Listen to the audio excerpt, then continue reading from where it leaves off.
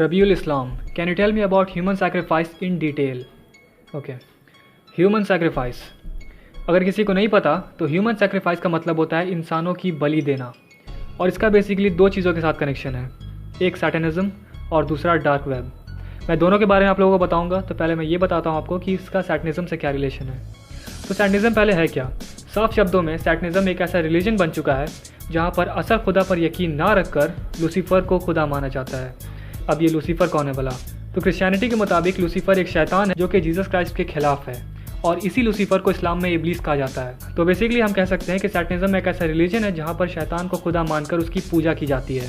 और हर रिलीजन की तरह इस रिलीजन में भी कुछ रिचुअल्स हैं, या कह लीजिए कुछ रस्म है जो इसको मानने वालों को निभानी पड़ती है। और जो रिचुअल यहाँ पर सबसे ज़्यादा फेमस है वो है ह्यूमन सैक्रिफाइस, इंसानों की बलि देना।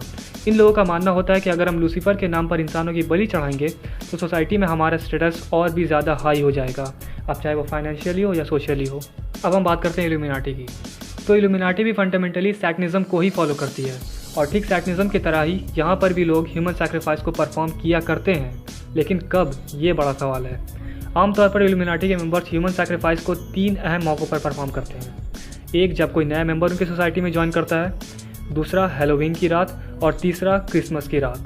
जब भी कोई नया मेंबर इल्यूमिनाटी में शामिल होता है तो ये सोसाइटी उस इंसान को टेस्ट करती है पहले कि क्या ये बंदा हमारे लायक है भी या नहीं। इस बात को साबित करने के लिए उस इंसान को 2 सैटनिक रिचुअल से गुजरना पड़ता है। पहला ह्यूमन सैक्रिफाइस और दूसरा blood bath. Most of the time उस नए मेंबर को कहा जाता है कि आपको अपने फैमिली मेंबर में से किसी एक की जान लेनी होगी, और उसके बाद आता है ब्लड बाथ, यानी आपने जिस इंसान की बलि चढ़ाई है आपको उस इंसान के खून में नहाना है।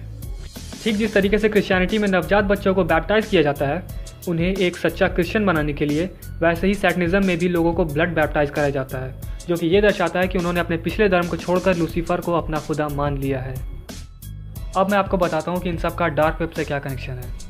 वैसे क्या आप लोगों को पता है, अमेरिका में हर साल करीब 50,000 से भी ज़्यादा बच्चे किडनैप हो जाते हैं जिनका कोई अता पता नहीं चल पाता, और ये किडनैपिंग का मामला सबसे ज़्यादा हैलोवीन और क्रिसमस की रात को देखा जाता है, क्योंकि यही वो वक्त है जब माँ बाप अपने बच्चों को रात में अकेला घूमने की आज़ादी दे देते हैं, और यही वो वक्त है जब विच क्राफ्ट और काला जादू में यकीन रखने वाले लोग इन बच्चों को किडनैप कर लेते हैं, सिर्फ और सिर्फ इन बच्चों की बलि चढ़ाने के लिए।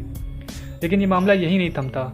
इन मासूम बच्चों को जब बेरहमी से कत्ल किया जाता है तब उस पूरे नज़ारे की ख़ास तौर से वीडियो बनाई जाती है, ताकि इन वीडियोस को डार्क वेब पर बेचा जा सके, जहां पर लोग करोड़ों रुपए की बिडिंग लगाते हैं इन वीडियोस के ऊपर। लेकिन इस पूरे माजरे का एक और पहलू है। स्क्रीन पे मैं जो आपको दिखा रहा हूँ उसको आप ध्यान से देखें। जिन 12 से 18 साल के बच्चों की बेरहमी से जान ली जाती है, उन बच्चों की बॉडी में से किडनी, हार्ट, लिवर सब कुछ निकालकर ब्लैक मार्केट में बेच दिया जाता है। ये आप समझे कि एक अरबों रुपए की इंडस्ट्री बन चुकी है डार्क वेब के ऊपर। इसीलिए अभी सबको बंद कर पाना बिल्कुल नामुमकिन सा हो गया है।